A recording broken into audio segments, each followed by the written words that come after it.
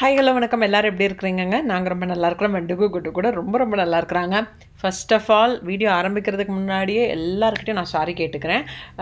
இன்ஸ்டாகிராமுக்கு reply பண்ணலை, YouTube கமெண்ட்ஸில் reply பண்ணலை, நிறைய பேர் இமெயிலில் என்ன ஆச்சு சிக்காக இருக்கிறீங்கன்னு அதையாச்சும் வந்துட்டு ஒரு கமெண்ட்டாக கொடுங்க இல்லை கம்யூனிட்டியில் போஸ்ட் பண்ணுங்கன்னு கேட்டிருந்தீங்க. எதுக்குமே நான் ரெஸ்பாண்ட் பண்ணலை. Very sorry. அந்த அளவுக்கு ரொம்ப மோசமாக இருந்தது உடம்பு. ஸோ நான் ஷார்ட்ஸில் கூட நேற்று அப்லோட் பண்ணியிருந்தேன். ஸ்ப்ரிங்காக இருக்கிறப்போ எல்லா வருஷமும் அதே கதை தாங்க. போலன் அலர்ஜி வரப்போ கண் ஜலதோஷம் ஜாஸ்தியாக இருக்கும், காய்ச்சல் இருக்கும், அதுக்கப்புறம் வந்துட்டு கண்ணு எல்லாம் பயங்கர ஊறலாக இருக்கும். ஏன்னா அந்த பூவோட மரகதம் இருக்கும் இல்லையா, அது பறந்து வர்றப்போ அந்த டஸ்ட்டு வந்துட்டு நான் எங்களுக்குன்னு இல்லை எல்லாருக்குமே இங்கே வந்து சிக்காக தான் இருப்பாங்க. இந்த ஒரு மாதம் மேலேருந்து ஜூன் வரைக்கும் அப்படி தான் இருக்கும். ஸோ குழந்தைங்களுக்கு வந்து பார்த்திங்கன்னா அவங்களுக்கு கோல்டு இருக்கும், இந்த மாதிரி ஐ இச்சிங் ரொம்ப ரேராக தான் அவங்களுக்கு இருக்கும். பட் அடல்ட்ஸாக இருக்கட்டும் இல்லை சீனியர்ஸாக இருக்கட்டும் கண்டிப்பாக இந்த சீசனில் எல்லாருமே சஃபர் பண்ணுவாங்க. ஸோ மெடிக்கேஷன்ஸ்ன்னு பார்த்தீங்கன்னா இதுக்கு ஒவ்வொரு வருஷம் வந்துட்டு ஒவ்வொரு விதவிதமான மெடிக்கேஷன்ஸ் இருக்கும். நல்ல லோ டோசேஜ்லாம் எதுவுமே ஒர்க் ஆகாது. ஹை டோசேஜ் மெடிசன்ஸ் இதில் 2-3 நாள் இடையில வந்துட்டு ஸ்ரீதருக்கு ஆக்சுவலாக ரொம்பவே முடியலை.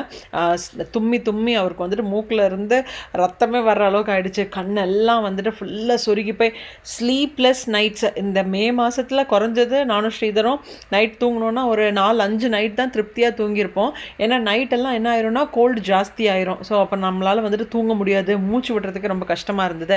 ஹாஸ்பிட்டல் அர்ஜென்ட் கேர்லாம் போயிருந்தோம். பட் இவ்வளவு ட்ரீட்மெண்ட்ஸ்க்கு அப்புறம் இப்போ கொஞ்சம் பரவாயில்ல. இன்னும் போக போக வந்துட்டு சரியாயிரும்னே நம்புகிறோம். அந்த ஒரு காரணத்துக்காக தான் எனக்கு வந்துட்டு வீடியோ எதுவும் பண்ண முடியல. உங்களுக்கு கம்யூனிட்டியில் கூட வந்து என்னால் எதுவும் போஸ்ட் பண்ண முடியாமல் இருந்துச்சு, சாரி. ஸோ இன்றைக்கி வாங்க வீடியோக்குள்ளாடி போகலாம். நம்ம பேக் டு ஃபார்ம் வந்துட்டோம். ஸோ ஃபஸ்ட்டு இன்றைக்கி காலையில் ஸ்டார்ட் பண்ணுறப்பவே நான் வந்து நெய் காய்ச்சி வைக்கணும். அதுவும் இந்த தடவை காஸ்கோவில் வந்து நான் இந்த கெரிகோல்டு ஐரிஷ் பட்டர் வாங்கிட்டு வந்தேன். இதோட நெய் தான் அந்த மணலான நெய் டேஸ்ட் அப்படிம்பாங்க இல்லையா. ஸோ அது வந்து இந்த பட்டரில் தான் இருக்கும். நம்ம நார்மலாக வாங்குகிற பட்டருக்கு இந்த கெரிகோல்டு பட்டர் வந்துட்டு கொஞ்சம் எக்ஸ்பென்சிவ் தான். பட் நெய் கேரண்டியாக செம்ம டேஸ்ட்டாக இருக்கும். நம்ம கடையிலெல்லாம் பாட்டிலெல்லாம் கிடைக்கும் பார்த்திங்கன்னா, நல்ல எல்லோ கலரில் மணலாக இருக்கும்ல டேஸ்ட். அந்த மனமும் கூட அவ்வளோ ஸ்ட்ராங்காக இருக்கும் இல்லையா, அந்த மாதிரி தான் இருக்கும் இந்த நெய். இப்போல்லாம் நான் நெய் கடையிலேருந்து வாங்குறது இப்போன்னு இல்லை, 5 வருஷமாகவே நானாக தான் வீட்டில் நெய் ரெடி பண்ணுவேன். அண்ட் இது ரொம்ப டைம் எடுக்கிற வேலையும் இல்லைங்க. வீட்டில் வந்துட்டு நம்ம இந்த பட்டர் காஸ்கோவில் வந்துட்டு உங்களுக்கு பெரிய லோஃப் பட்டர் இருக்கும். காஸ்கோலன்னு இல்லை, நீங்கள் எந்த ஸ்டோர்ஸில் இப்போ இந்தியாவில் கூட அப்படி தானே இல்லை, சின்ன கடையில் கூட பட்டர் வச்சுருக்குறாங்க. ஸோ நம்ம அதை வாங்கிட்டோம்னு நினச்சிக்கோங்களேன், வீட்டிலே நம்ம காய்ச்சிட்டு போயிடலாம். அவ்வளோ பெரிய ட்ரிக் ஒன்றும் இல்லை இதில். ஸோ நான் என்ன பண்ணுவேன்னா இந்த மாதிரி கெரிகோல்டு பட்டர் வாங்கிட்டு வந்துட்டு எப்போதுமே ஃபுல் ஸ்டாக்காக ஒரே டைமில் பண்ணாமல் ஒரு 10 நாளைக்கு அந்த மாதிரி தான் நான் பண்ணி வைப்பேன். ஸோ இன்றைக்கி நான் வந்துட்டு 2 லோஃப் எடுத்துருக்கிறேன். ஸோ இதை வந்துட்டு நல்லா வந்து ஸ்ட்ராங்காக, அதாச்சும் கேஸை வந்துட்டு சிம்லேயே வச்சுக்கணும். சிம்மில் வந்துட்டு கொஞ்சம் ஜாஸ்தியாக அவ்வளோதான். அதை வச்சுட்டு இதை கம்ப்ளீட்டாக வந்து மெல்ட் ஆகிறதுக்கு விட்டுறணும். ஸோ இந்த கெரிகோல்டு பட்டரில் வந்துட்டு உங்களுக்கு அந்த மேலே தரையாக வராது. மற்ற எந்த பட்டர்லனாலும் சரி மேலே வர்றப்போ அது எல்லாத்தையும் எடுத்து வந்து டிஸ்கார்ட் பண்ண வேண்டியது இருக்கும். பட் இதில் வந்துட்டு கெரிகோல்டில் அந்த மாதிரி தரையாக எதுவுமே இருக்காது. நல்ல நீட்டாக க்ளீனாகவே இருக்கும். இப்போ வந்து நல்ல குக்காய் வர்றப்பவே பாருங்களேன். ஸோ அதே நல்லாயிருக்கும். மனமே இந்த பட்டர் வந்துட்டு குக் பண்ண ஸ்டார்ட் பண்ணிட்டாலே போதும். அதே அந்த நம்ம ஊரில் கிராமத்தில் எல்லாம் வீட்டிலலாம் நெய் காய்ச்சுவாங்க இல்லையா, அந்த பசும்பாலில் நெய் காய்ச்சினா அதே மனம் மாதிரி தான் இருந்துச்சு. நான் இதை ஐ திங்க் ஃபஸ்ட் டைம்னு சொல்ல முடியாது, ஒரு 3rd-4th டைம் யூஸ் பண்ணுவேன். விலை காரணமாக தான் நான் வந்துட்டு கெரிகோல்டு அவ்வளோ வாங்குறது கிடையாது. பட் இந்த தடவை காஸ்கோவில் வந்துட்டு ஒரு சூப்பர் டீல் போட்டிருந்தாங்க. $10 தான் இது. ஸோ அதில் வந்துட்டு நம்ம கையில் கிடைக்கிறது அப்படியே இந்த ஆப்பர்ச்சுனிட்டி எதுக்கு யூஸ் பண்ணக்கூடாதுன்னு சொல்லிட்டு நான் வாங்கிட்டு வந்து சரி இந்த தடவை நெய் வந்துட்டு இதில் காய்ச்சலாமேன்னு பண்ணியாச்சு.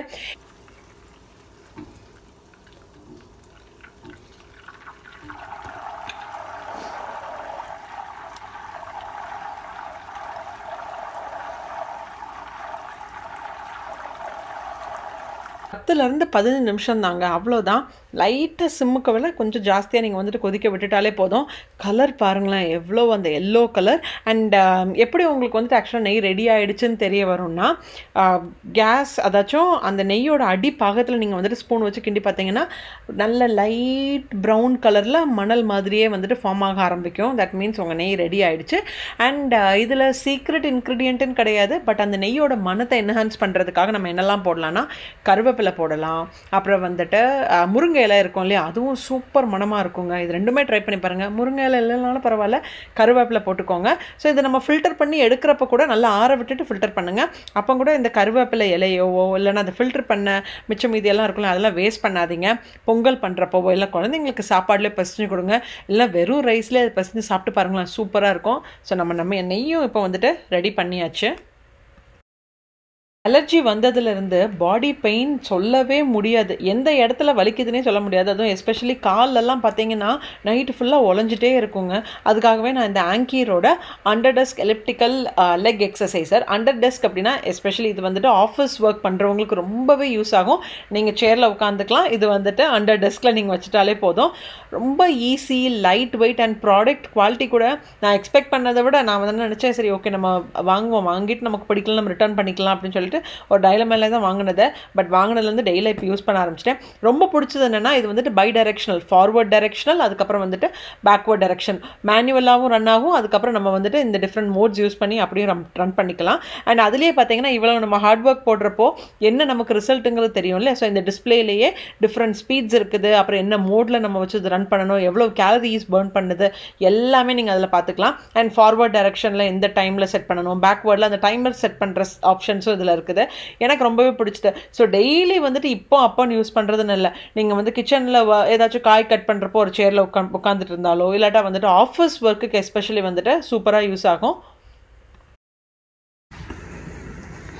நல்லா எவ்வளோ ரிலாக்ஸ்டாக இருக்குது தெரியுமா. வேலை பார்த்துட்டு போயிட்டு இருக்கோம், பட் காலுக்கு ஏதோ ஒரு மோஷன் கொடுத்துருக்கேன்.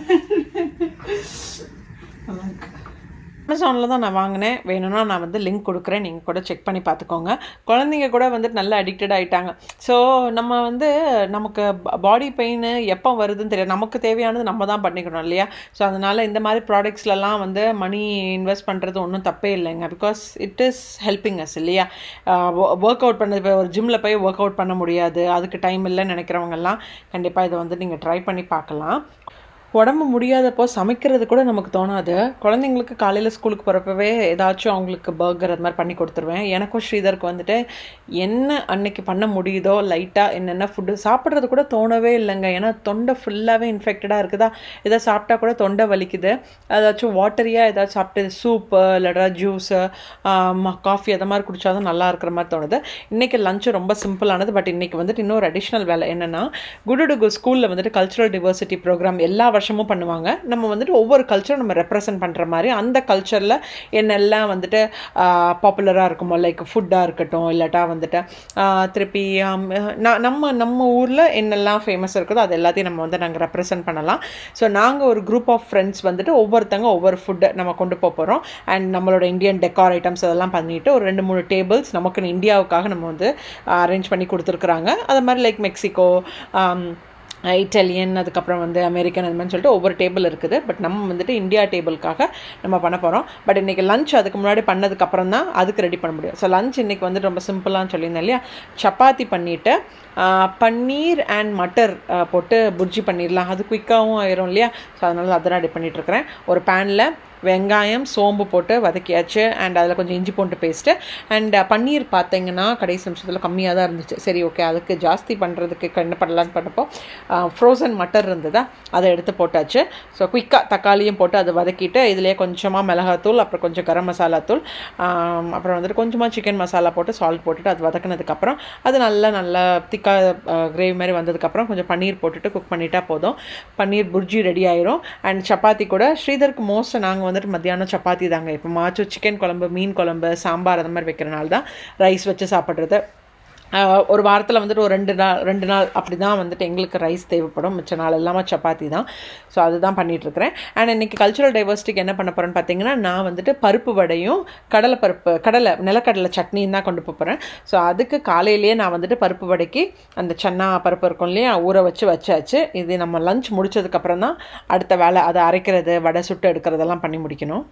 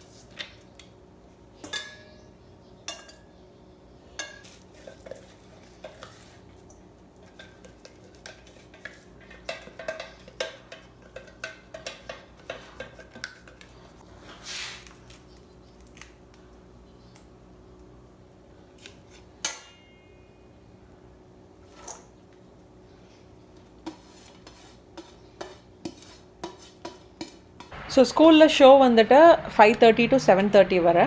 பட் நம்ம வந்துட்டு சீக்கிரமாகவே போகணும், எதுக்குன்னா டேபிள் எல்லாத்தையும் ஆர்கனைஸ் பண்ணணும் இல்லையா, அதனால் ஒரு 4 மணிக்காச்சும் போய் ஆகணும். ஸோ குயிக்காக நான் வந்துட்டு பண்ணிகிட்ருக்கிறேன், ஏன்னா அன்றைக்கி டைமும் இல்லை, நானும் கொஞ்சம் சிக்காக இருந்ததுனால வந்து சரி லஞ்ச் முடித்த உடனே கடை நம்ம இந்த வேலையை முடிச்சிடலாமேன்னு பண்ணியாச்சு. அண்ட் பருப்பு வடைக்கு பார்த்தீங்கன்னா முதல்லையே நான் வந்து கொஞ்சம் சோம்பு, இஞ்சி, அதுக்கப்புறம் பூண்டு, அப்புறம் வந்துட்டு காஞ்ச மிளகாய், இது எல்லாத்தையும் மிக்சியில் நல்லா குறப்பாக அரைச்சிட்டு இந்த பருப்பு நல்லா நனைய வச்சதற்குள்ளே ஒரு 2-3 மணி நேரம் 4 மணி நேரம் ஆமாம் அவ்வளோதான் ஊற வச்சுருப்பேன்னு நினைக்கிறேன். திருப்பி அது எல்லாத்தையும் அப்படியே அந்த ஃபில்டர் பண்ணிவிட்டு அதாச்சும் அந்த சிப்பியில் போட்டு எடுத்துட்டோன்னா தண்ணி சுத்தமாக இல்லாமல் இருக்கும். ஸோ அப்புறம் அந்த பருப்பை வந்துட்டு நல்லா குறப்பாக அரைக்கணும். ஸோ அரைச்சதில் கொஞ்சம் உப்பு சேர்த்துட்டு கொஞ்சம் வெங்காயம் சேர்த்துட்டு கருவேப்பிலையும் ரொம்ப கம்மியாக தான் இருந்துச்சு, அதனால் இருக்கிற கருவேப்பிலை அண்ட் கொஞ்சமாக ஆசைப்பட்டுட்டா இதெல்லாம் போட்டுட்டு நல்லா பிசைஞ்சாச்சு.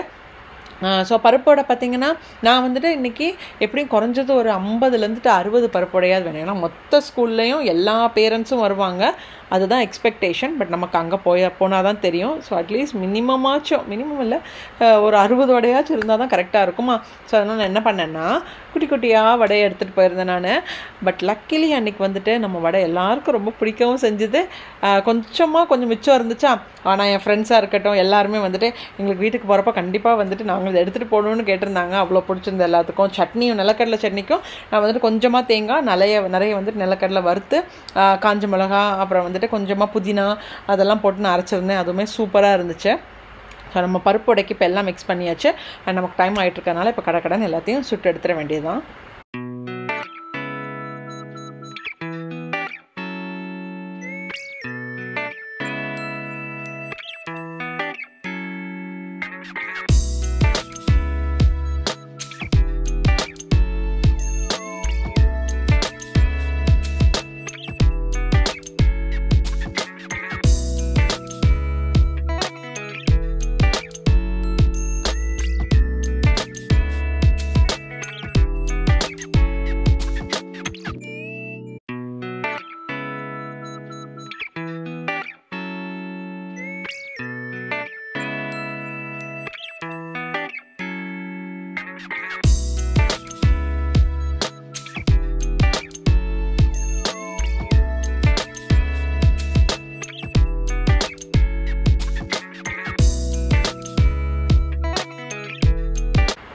நம்ம பருப்பு வடையும் ரெடி ஆகிடுச்சு.